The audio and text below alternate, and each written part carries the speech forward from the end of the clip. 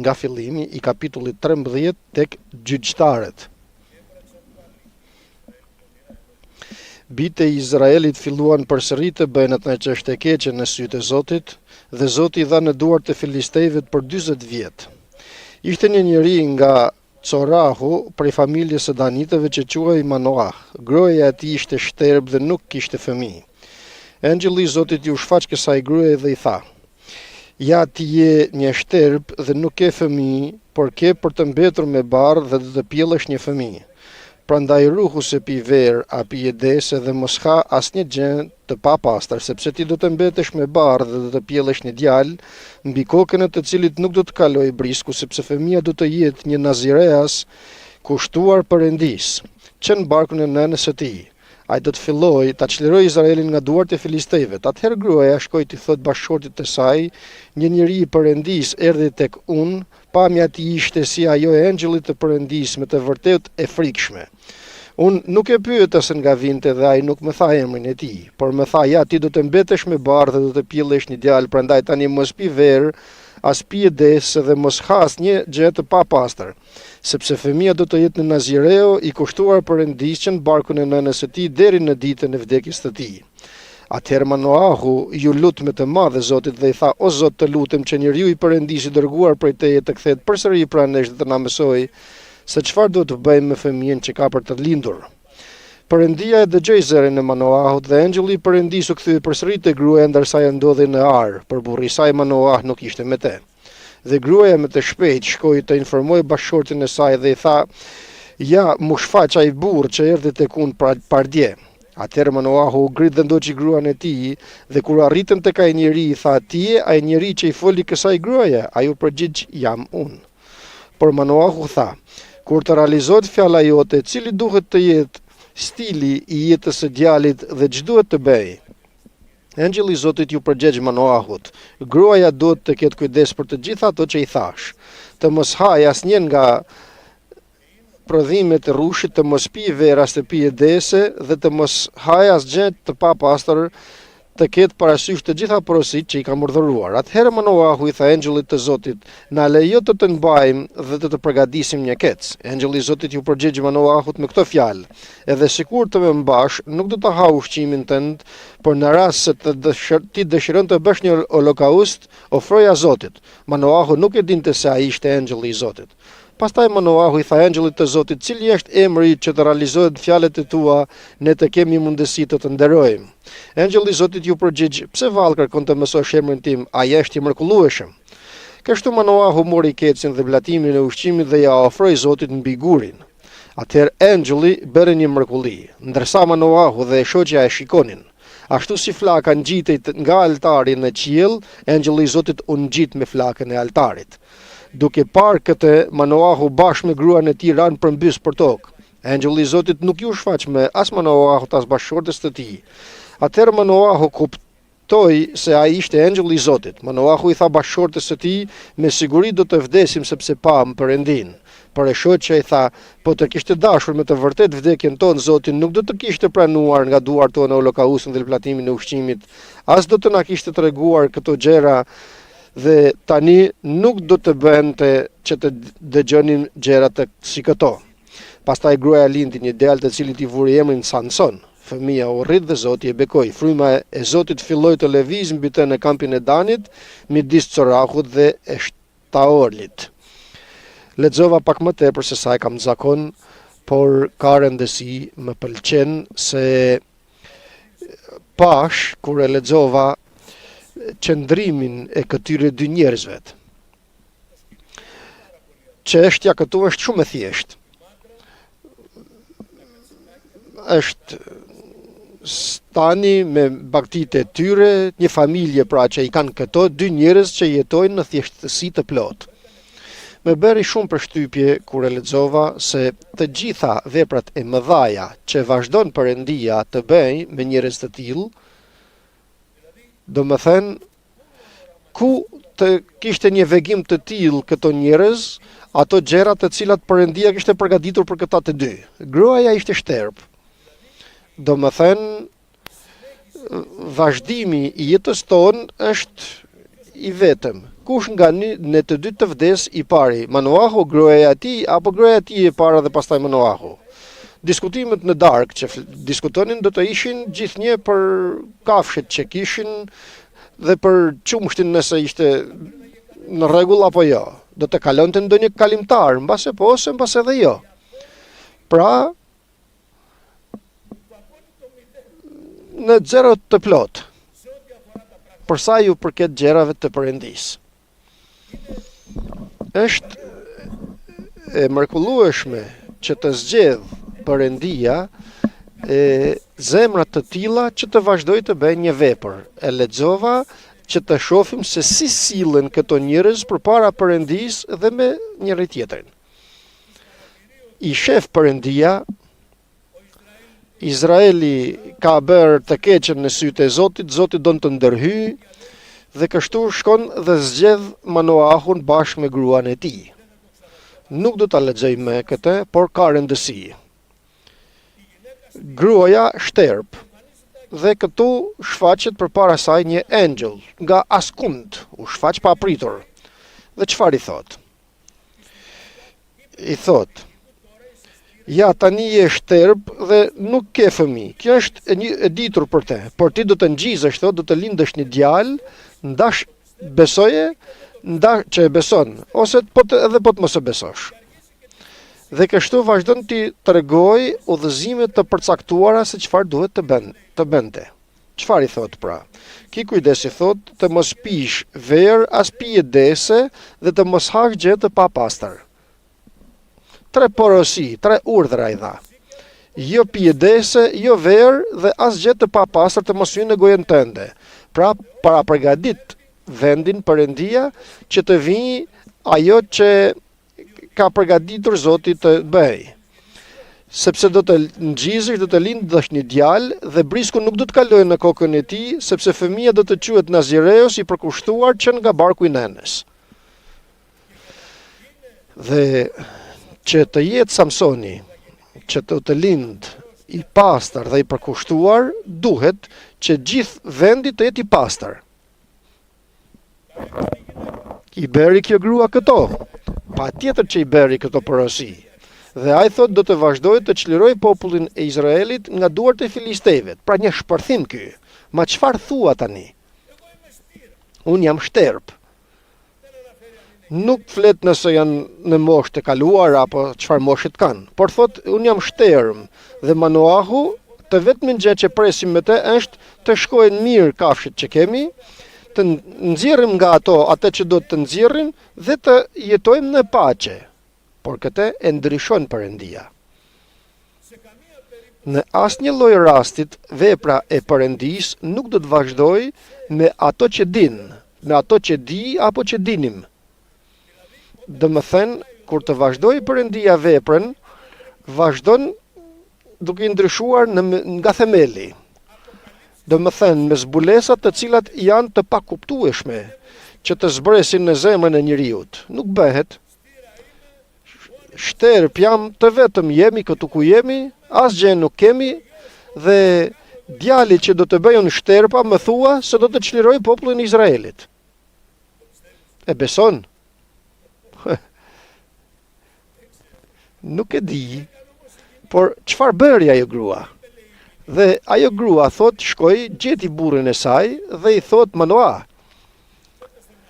ja sillni tani në mendjen tuaj këtë takim që kishin burri dhe gruaja. Manoahu i lodhur nga punët çfarë të bënte i djersitur dhe i thot ja erdhi njeriu i Perëndisë. Dhe çfarë më tha? Ja mendo, çfarë të tha më grua? Çfarë më tha? Më tha se do të mbetem shtatzën dhe ai do të çliroj popullin e Izraelit. Perëndia do të sjellë mesazhe nga qielli. Por ne këto mesazhe do t'i pranojmë? Perëndia flet me frymën e shenjtë. Ne e pranojmë? Mund të kuptojmë me besim të thjeshtë, jo të futem në planin e Perëndisë, por me besim të thjeshtë të kuptoj ato që më thot Perëndia, se do t'i bëj Perëndia i plotfuqishëm dhe jo unë, por unë thjesht do të jem në mes. Nuk don Perëndia që të thot Manoahu të futet në mendime të ndryshme se si do të bëhet, derisa je shtatzën, je shtep, domethënë si do ta bëhet fëmia? Jo, por donte zemrën e Manoahut ashtu sikurse zemrën tonë. E dëgjon gruan e tij, e dëgjon Manoahu. Dhe mundësisht i thot, erdhi ai engjulli i Perëndis, ishte i mrekullueshëm paraqitja e tij dhe nuk e pyet thot gruaja se si kishte emrin dhe se nga erdhi dhe nga është. Dhe ai më tha se do të mbetesh shtatzën, të mos pish pjedese dhe të mos kalosh briskun në kokën e tij. Dhe Manoahu uroi që të kuptojnë vëllezër mesazhin sot. Manoahu nuk i tha, u je çmendur o grua, hajde na lë rahat tani. Ke mbetur vetëm tani ti, ke pirë edhe ndonjë verë atje, çfarë bëre atje në shtëpi? Mos vall tërhoç ndonjë pikë. Jo, nuk tha ashtu. Po çfarë i tha Manoahu? Asgjë. Atëherë ju lut Manoahu Zotit dhe tha, o Zot të lutem, është një tani me gruan e tij, kanë të njëjtën dëshirë, e duhen njëri me tjetrin, e respekton si person, respektojnë njëri tjetrin dhe shkon tek Perëndia dhe i thot, të lutem o Zot Perëndi, të kthehet njeriu i Perëndis dhe të na mësoj, shikoni vëllezër çfarë kërkon Manoahu. Ma çfarë burrit është ky? Sa bukur që qëndron përpara këtij mesazhi që i sjelli e shoqja. I mrekullueshëm, ashtu sikur se don Perëndia të jetë. Ndërsa ajo pra ishte në ara. Çfarë do të bëjmë tani me fëmijën? Nuk dim se si të lindë. Çfarë do të bëjmë me fëmijën që do të na japësh? Dhe ç'është kjo peshë që na vën tani, Fëmia do të jetë nazirez dhe do të çlirojë Izraelin? Dhe mundësisht e dëgjoj Perëndia Manoahun. Shpeshherë mendoj se jam i zgjuar me gjërat e Perëndis. Dhe jam bërë me Perëndin sikur jemi shok. Dhe mendoj se kur të shkoj në lutje do të vijë Zoti dhe të më thotë, po mirë se erdhe, sikur të më ketë borxh Perëndia, Vëllezër dhe motra, Perëndia parulet me të vërtet tek parulja e njeriut. Nuk i solli asnjë kundërshtim Perëndia ndaj Manoahut për ato që Manoahu i kërkoi.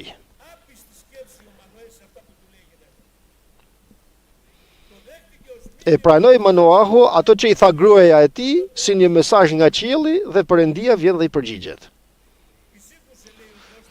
Perëndia dëgjoi zërin e Manoahut, thot tek paragrafi 9, dhe engjulli i Perëndis u kthye përsëri tek gruaja, ndërsa ajo ndodhej në ar, por burri i saj nuk ishte me te. Shkon Manoahu, ndoqi gruan e tij, tek gruaja shkoi engjulli dhe shkoi tek ai njeri dhe i thot, eja ta njohësh edhe ti. Thirri burrin e saj. Ti je ai burr që i fole gruas time?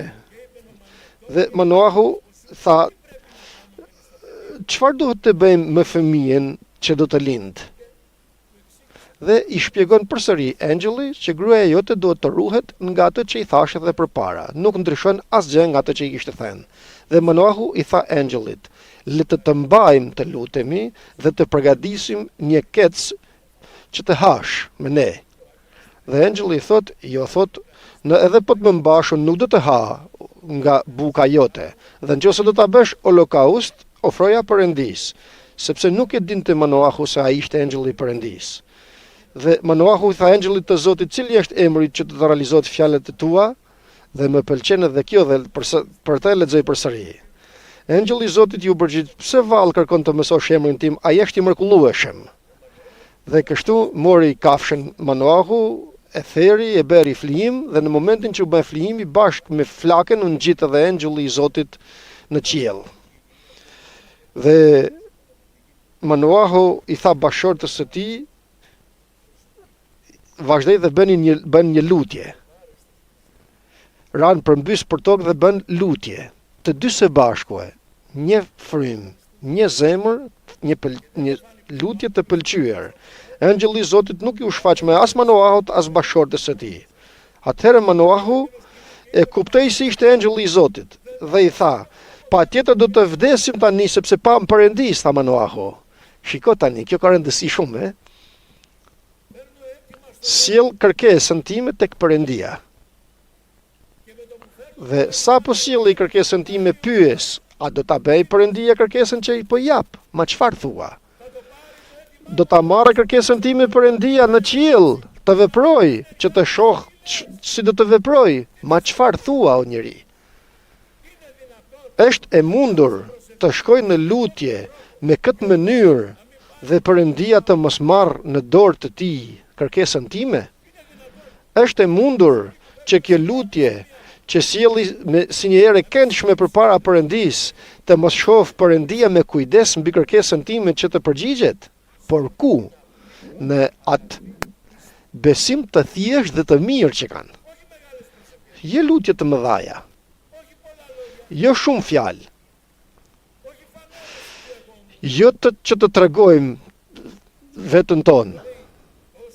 E thot kaq bukur, fjala e Perëndis, vetë Zoti thot. Kur thot, nëse ke diçka me vëllain tënd, shko dhe gjeje me te, pastaj eje, lëre dhuratën pa e bërë, pa ofruar. Kur thot, shko dhe miqësohu me mikun tënd, e di çfarë do të thot? Që të zbutet zemra. Nuk mund të vi unë dhe të them vëlla, çfarë ke me mua? Diçka ke. Është mëkat, u a them me pushtet këtë, që të kem diçka dhe të mos e them. Është mëkat. Lidhi shpirtin tim.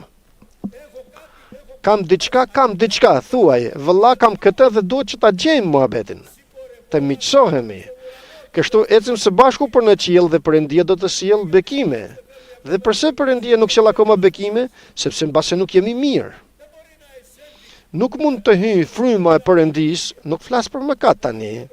Mëkatin personalisht gjithë secili për veten e tij e din. Por flas për marrëdhëniet mes vëllezërve. Shikoni një çift, për shembull, nuk din fjalën e Perëndis, nuk din asgjë, nuk janë të rilindur, nuk janë të pakzuar me frymë të shenjtë, por kanë një zemër që e prek Perëndin, që të dy.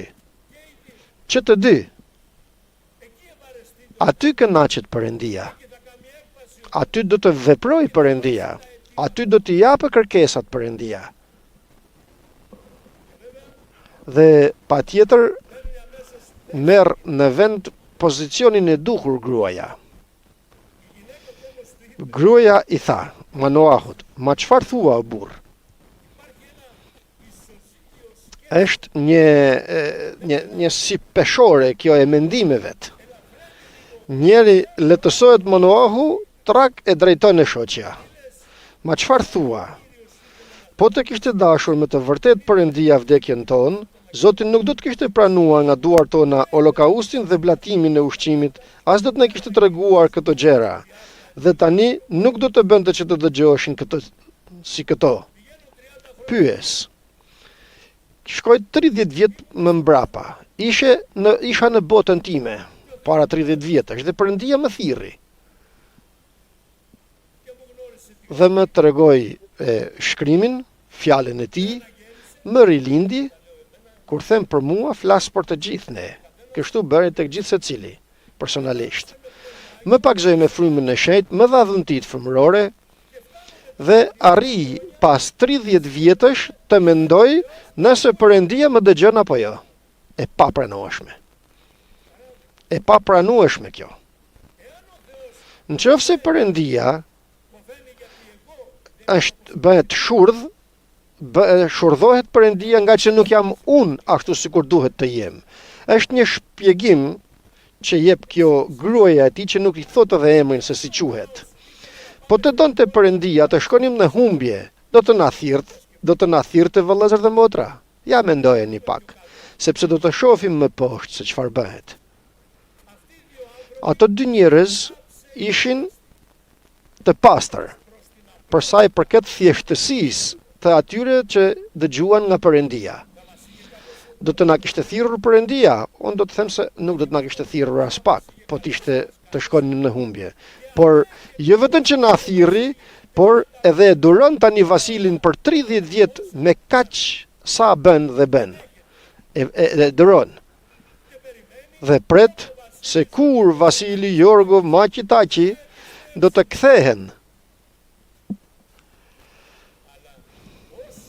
Por sa të ekzistoje kjo periudhë kohore kështu, Perëndia nuk vepron. Dhe patjetër lindi, thot gruaja atë djalë dhe i vuri emrin Samson dhe Zoti e bekoi dhe filloi të lëviz në kampin e Danit. Pra del Samsoni tani pra përpara, ato që i tha Perëndia ashtu bën dhe vazhdon të çmend Samsoni filistejnët.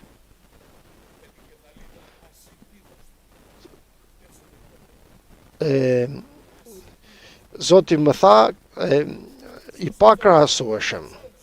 Jetonte në botën e vet Samsoni, jetonte. Po ta shihni mënyra që lëviz për ne është skandaloze. Grua këndej, grua andej, bënte porralla me filistejt, por për të gjitha këto Perëndia e ngrinte kështu. Përse lëvizte me këtë mënyrë e lejonte Perëndia? Perëndia e din, i dha një forcë të muskujve të tij të pabesueshme dhe nuk mund të askush të kapej me te. Do me thënë, me një njëri vazhdoj të tregoj lavdin e tij Perëndia, me një njëri. Dhe kështu vazhdoj dhe kuptoj. Nuk do forcën tonë Perëndia, nuk do të zgjuarit, nuk do të diturit, po të ketë lavdi Zotit, për nuk është kjo ajo që kërkohet. Të thjesht don Perëndia. Dhe tregon lavdin e tij gjithmonë Perëndia në jetën tonë, kur të na çliroj nga të gjitha të tjerat në mënyrë që të vijë në mënyrë të dukshme forca e tij. Dhe unë vetë së pari duhet të dëshmoj se ky veprim që u bën në jetën time nuk ishte nga forca ime, por nga vetë Perëndia. Amen, vëllezër dhe motra. Gjëra të qarta, Perëndia i bëri. Perëndia më rilindi, ai më pakzoi me frymën e shenjtë, Perëndia i bëri të gjitha në mua. Nuk kam unë timen asgjë. Dhe mundësisht që të mos mburret ndonjë zemër, sepse jemi edhe pak të çrregullt në mendimet që bëjmë dhe fryhet nganjëherë zemra. Më kujtohet një herë përpara se të besoj, dola jashtë shtëpisë, kisha një makinë të shpejtë, kisha dyqanin që shkonte mirë, kisha 2 motorcikleta, kisha persona në punë dhe them vetës time dhe ma tregon Perëndia, ma kujton shpesh herë. Them gangster, bukur ja ke dalur. Që atë moment vazhdoj të poshtja për mua. Mi mori të gjitha, as një lug nuk lejoj Perëndia të shes. Atëherë pra, as çfarë gangsterit jam, sa mirë ja ke dalur. Më falni se them kështu, por kështu i thash Zotit. Hiri i Perëndis ishte deri këtu ku arrite. Hiri i Perëndis. Hir i Perëndis ishte. Do t'i marr pra tani të gjitha, që të vish në vete, të ngresh syt lart, të therrasësh drejt meje dhe të vazhdoj të veproj në ty, ashtu sikurse u bë. Ju kujtohet jeta juaj apo jo? Nuk ishte nevoja që të ishim të varfër, dikush tjetër kishte dëshira dhe në zellet e tij i lidhur, dikush tjetër kishte çmendurinë e vet, kishte gratë, kishte bigjozin, andej, këndej, gjithë secili diçka kishim. Të gjithë diçka kishim. Dhe aty erdhi Perëndia dhe na gjeti. Na i mori të gjitha këto dhe mbaruam. Dhe tani përsëri thot Perëndia, je i pakrahasueshëm me të tjerët. Që të futem tani tek mesazhi. Bëri jetën e tij sikur e donte Samsoni, e bëri. Ishte i pakrahasueshëm për sa mund t'i ofronin filistejt. Gjyqtari i 13 nga të 15 që kaluan në Izrael dhe i dha dhe vend, do më thënë pozit Perëndia. Nuk u bashkua kur me filistejt, por bëri një gabim të madh. U bashkua me zemrën e vet. Ja, këtu është pika kritike. Perëndia nuk interesohet nëse do të bashkohem me disa gjëra që do të më ofrojnë, sepse nëse do t'i pranoj unë apo jo varet nga këtu, nga kjo. Perëndia çfarë ka frikë? Ka frikë që të bashkohet zemra ime me ofertat të cilat nuk janë nga Perëndia. Kjo është e keqja. Dhe çfarë i hedh pranë ti? Do të doja ta shifjat Dalidan. Si ja arriti ajo grua? Dëgjoni, e dini përse? Sepse e dashuroj. Do më thënë, zemra e ti vazhdoj të rokas ose të raf për diçka të kësaj bote. Plot me frymë të shenjtë ishte. Shikon të forcën e ti, shikon të forcën e Perëndis mbi vetët të ti. Tallej me filistejnët, ju vuri zjarr me dhelprat. Si i kapi ato dhelpra, Unë një mace nuk mundëm të kapi. Jo vetëm që i kapi, por ju vuri dhe zjarr në bishtat e tyre. Ma çfarë bën në njëri? Këto nga ana njerëzore nuk bën. Ja kape një mace ti. Do të them unë se çfarë të bën. Për spital të bën një mace. Ma si kapi ai ato 300 dhelpra dhe i dërgoi nëpër arat e filistejve dhe ju vuri zjarrin. I shifte Samsoni këto gjëra se ishte Perëndia me te dhe i pëlqente. Dhe shijonte dhe kënaqej dhe Perëndia i shikonte këto gjëra. Derisa erdhi Dalida. E dashuroi, thot fjala e Perëndisë atë grua. Po çfarë gruaje do të ishte ajo? Si do të ishte ajo grua? Çfarë ëmbëlsire do të kishte ajo? Do të ishte petimez. Në këtë donte shkonte Samsoni. Me cilën grua të donte? Atëherë pra kishte diçka tjetër që i bëre atë klikun. Dhe mundësisht sekreti për flokët e tij ishte urdhër nga Perëndia që të mos e thoshte sekretin. Dhe mundësisht jo se ishtin flokët forca e tij, por ishte urdhëri i Perëndis që duhet ta mbante këtë. Çfarë ti thoshte? Mos prej, thojnë te tu, do të bëj si një pul. Po, por kjo ishte beslidhja Perëndis me Samsonin. Do ta mbash beslidhjen time? Dhe kështu vazhdon kjo grua, dua ta shohim pak sepse më pëlqen shumë. Është sikur të shoh një film. Ai i lodhur atje ka vrar 5000 filistejnë vetëm dhe tani çlodhet. Vjen Dalida me aromat e veta, shikoni pra se si bashkohet, nuk ikim nga kuptimi. Më don të dua dhe vazhdon me lajkat e saja. Dhe më thuaj të lutem ku është forca jote. Dhe vazhdon në fillim me mban pak. I thot një herë se po të më lidhin me penjë të fortë do të humbiste forca ime dhe vinë ato dhe dini cila është çështja e çmendur e kësaj çështjet. Sepse sa po i bënte ato që thoshte se është sekreti i forcës të tij, ajo thërriste filistejnët. Dhe i thoshte Samson, filistejt mbi ty. Dhe nuk ngrihej që ta bënte ta bënte në dru, domethënë ta rrifte. Për çfarë bënte? Më thete ta them sekretin dhe thirrë filistejt. Hik zhduku prej mejet. E shefni. Këtu u bashkua me këtë grua. Bëj pak shaka, por u bashkua kjo gjë. Më the gënjeshtra. Për këtë them se ajo grua ishte si petimeze ëmbël. Më talle, i thot. Eja, më thuaj tani të vërtetën. U talle me mua të parën herë. Dhe i thot për të dytën herë diçka tjetër. Samson, filistejt mbi ty. Shikoni çfarë bëhet,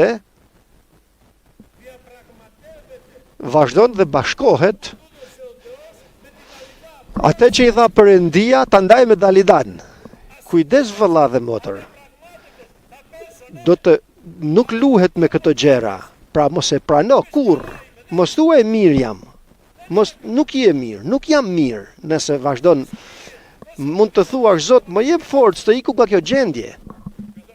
Dhe Perëndia do ta bëj. Nëse e mohoj atë, vazhdon Samsoni të merret me këtë gjë, ma si t'ja mohojën kësaj këtë që më kërkon. Derisa kjo grua i flet zemrës time, si një burr, tani burr, jo lafe, ku me një nofull gomari vrau 1000 filistejn, dhe të jetë tani si një gjethe peme përpara erës së fuqishme, të furishme, si bie njeriu i Perëndis kur largohet nga vullneti i Zotit. Të tretën herë, më thuaj, përsëri filistejt mbi te, deri ja dëgjoni se çfarë thot. Thot, eja të them diçka sepse po më tall gjithnjë. Unë të talli, po thot më talli, thot gruaja. Shiko Satani, i thot, si më thua se të dua ndërsa zemra jote nuk është me mua? Kush i thot kujt, ma 3 herë nuk i thirre filistejn të më kapin. Dhe tani më thua se zemra ime nuk është me ty, ku nuk të bëra copash në dru. Ja ejani tani dhe mendoni. Si mund të bjerë njeriu i Perëndis kur të bashkohet dhe të ike nga vullneti i Perëndis? Si mund të bjerë?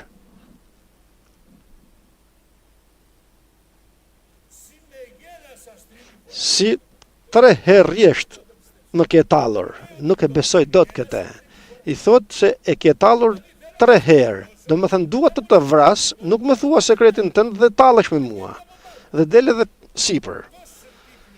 Kaq vërbim të madh ka pësuar Samsoni. Dhe nuk më tregove thot se ku fshehet forca jote e madhe. Tani këtu është kolona e fundit që do të bjerë poshtë Samsoni dhe do të mbaroj. Dëgjoni. Dhe nga që më ka mërzitur kaq shumë thot çdo ditë me fjalët e saj, kjo është ajo njerëzorja. Nga ku vazhdon ky bashkim i tij me te? Nëse po të vendosi një pikë këtu, është dëshira njerëzore. Nuk i prishte punë pasuritë e filistejvet, nuk i interesonte asgjë tjetër mbi faqet të dheut, por atë grua e donte dhe u gjinxua përpara saj. Çfarë don? Çfarë dua? Në atë që dua, të provohem sipas fjalës të Perëndis, nëse bashkohem me te apo mbaj pozicionin tim si biri i Perëndis. Me këtë bashkohem me zemrën time, me kjo bashkua Samsoni, me zemrën e tij, të cilën e fitoi Dalida. Nuk don bashkime të tilla Perëndia, nuk i don. Dhe ky bashkim im sjell vështirësi edhe tek ato që janë rreth e qarkmejet. Përse? Nuk përgjigjet Perëndia. Nuk vepron Perëndia. Sjellim si familje një kërkesë dhe nuk përgjigjet Perëndia, për shembull. Ose sjell një kërkesë kisha, nuk përgjigjet Perëndia sepse bashkohem me atë që nuk don Perëndia të bashkohem. Kjo është ajo njerëzorja. I vërbuar 1000%. Dhe shpirti i tij u mpak deri në vdekje, shpirti i Samsonit, me sa i thoshte e shoqja. Në qoftë se në fillim Perëndia ka një që t'i flas fëmijës përpara që të shkojë fëmia aty ku nuk duhet të shkojë, nga bashkimi që do të vijë të bashkohet me diçka tjetër, nëse njeriu i Perëndis nuk e kupton gjendjen që të bëjë mbrapsht, atëherë është në rënje. Përse? Sepse zemra i ngjitet kësaj teme, dhe aq sa i ngjitet zemra asaj që don, kaq më shumë bashkohet edhe logjika me të. Dhe kur logjika vazhdon të shfaqsojë çështjen, atëherë vazhdoi të shkeli fjalën e Perëndis.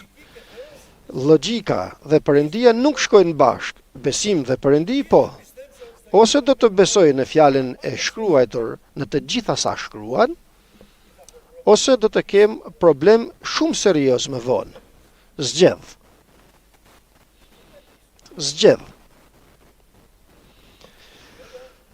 Dhe sigurisht çfarë bëri ai? I tregoi asaj gjithë të vërtetën dhe i tha se nuk është ngjitur brisk në kreun tim, sepse unë jam nazires i përkushtuar që nga barku i nenes. Nëse do të më ruash kokën, atëherë forca do të më ikë dhe do të jem si ndër një nga gjithë burrat e tjerë. Pra e din Samsoni se të gjitha ato që ka pas sekretit, në qoftë se nuk e ruan sekretin e tij, do t'i humbiste.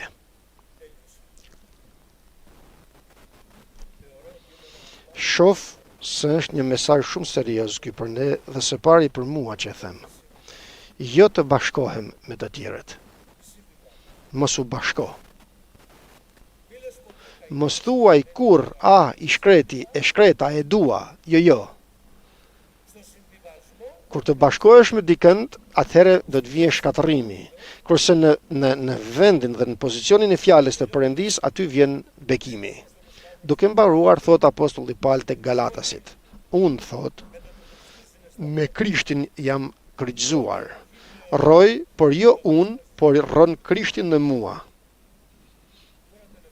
Tani në fund, shoh disa pjesë të shkrimit që janë shpërthyese për mua. Nuk rroj unë tani më, thot apostulli Paul, por kush rron në mua? Krishti. Ma, në qoftë se drejtohem nga Krishti, si është mundur që të kem atë njerëzoren? Do të shkoj në lutje, kam një temë, do të sjellij tek këmbët e Krishtit, do të lutem dhe do të pres që Perëndia të më përgjigjet. Ndaloj logjikën time, vullnetin tim, ato që mendoj unë, ndaloj të gjitha. Dhe them, Zot, unë sjelli këtë kërkesë përpara tejet, ti i rron në mua tani më. Ti drejtoj të gjitha. Dhe thot, sikur se unë rroj në mish, rroj në besimin e birit të Perëndis. Pra, sa të jem në këtë çadër, nuk bëj asgjë tjetër veç se të rroj në besimin e Perëndis, të birit të Perëndis. Ai që më deshi dhe e dorëzoi veten e tij për mua. Nuk e mohoj hirin e Perëndis, sepse Krishti vdiq për mua. Për cilin ligj? Ligjin e mendjes time. Unë mendoj, ti mendon, të gjithë mendojmë, nuk i don këto Perëndia. Besimi im në birin e Perëndis që kaq shumë më ka dashur. Ç'është ajo që më rëndon sot? Ç'është ajo në të cilën nuk më përgjigjet Zoti sot? Ja shif, mos je bashkuar me diçka tjetër. Të gjithë e dim se çfarë bëjmë. Dhe të gjithëve na kontrollon Perëndia tani. Nëse jam bashkuar me diçka tjetër, prishe atë bashkim që ke. Pendohem, kthehem dhe Perëndia do të veproj. Uroj që Perëndia të na japë këtë thjeshtësi që kishte Manoahu dhe gruaja e tij. Uroj që të mund t'i pranonim gjërat e Perëndis, aq sa të habitshme që të na duken, t'i pranojmë me atë thjeshtësinë e Manoahut dhe të gruas të tij, dhe veçanërisht të Manoahut, sepse nuk i kishte parë engjëllin e Perëndis. Perëndia do ta bëjë dhe do ta bëjë në mënyrë të fuqishme, por ne ku do të jemi? Amen.